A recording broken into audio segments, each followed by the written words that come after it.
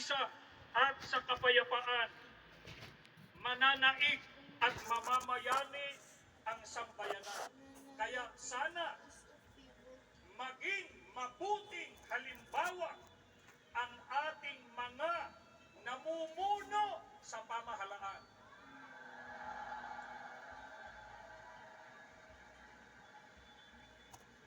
Sa ikapapayapa, ano po ang itinuturo ng Biblia na dapat gawin?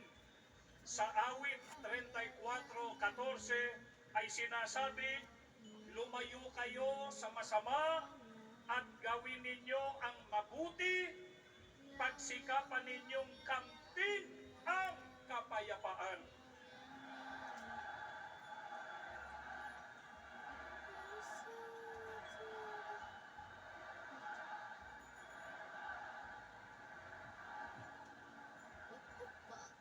Ito po ang itinuturo ng ating Panginoon Diyos.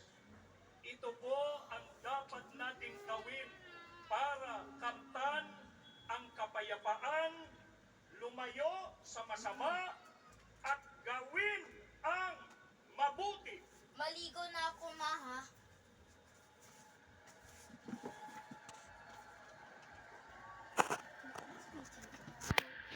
Ano po ang isa sa mga gawang mabuti na dapat gawin para sa ikapapayapa? Ayon pa rin sa pagtuturo ng Biblia, ipagpauna ng isa't isa ang iba. Batayang sa Roma 12:10. Ang sabi pa, huwag lamang ang sarili ninyong kapakanan ang inyong isipin, kundi ang kapakanan din ng iba.